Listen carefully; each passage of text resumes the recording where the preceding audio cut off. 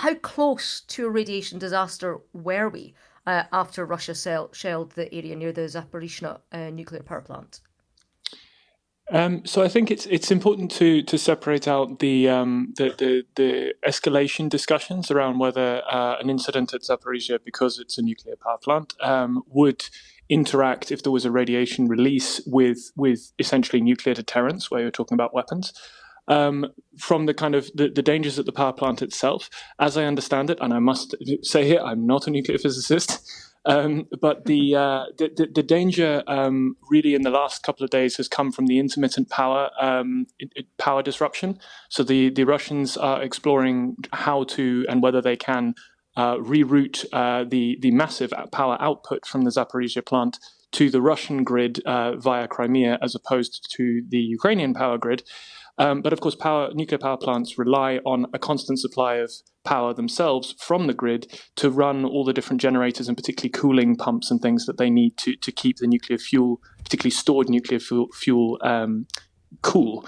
Now, they have backup systems, and there's no suggestion that those didn't work in this case, but the Russians did cause an interruption to the power overnight to Zaporizhzhia, and so they're clearly playing around in areas where, from a safety point of view, we'd really, really don't want them to.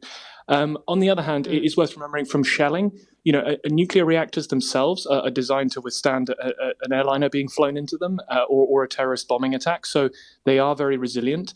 And the sort of worst case nuclear scenario, of course, people think of Chernobyl. I mean, the direct acknowledged death toll there, which may have been slightly lower than reality, but was around 31 to 35, with another maybe 200 deaths over the next 10 to 15 years directly linked through cancer rates. So that was kind of apocalyptic worst case with a critical design flaw in the reactor itself.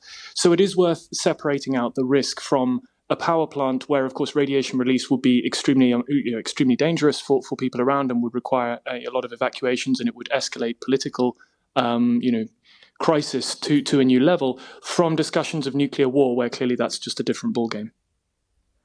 Indeed.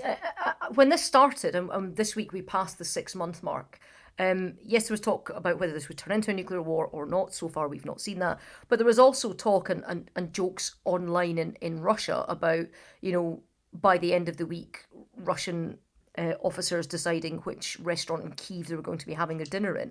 I mean, this hasn't worked out the way in which the invasionary forces had planned. What do you think the next kind of pivot is as we move towards autumn?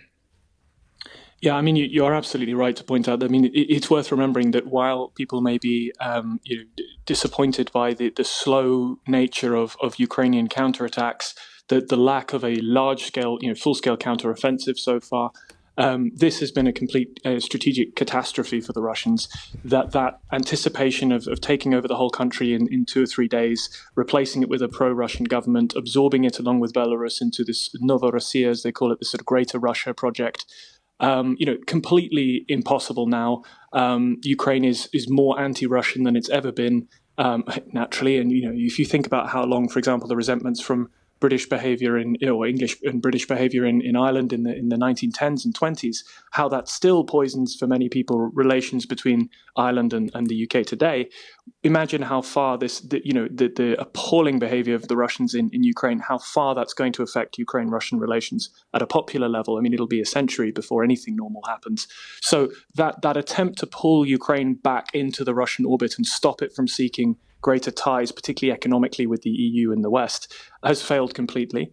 The Russians now saying that they want, that it was always the plan all along just to quote unquote liberate the Donbas region. Well, they've taken Luhansk, which is one of the 2 oblasts or regions, but they haven't completed the conquest of Donetsk. There's still 2 major cities, Kramatorsk and Sloviansk, which are in Ukrainian hands and well fortified.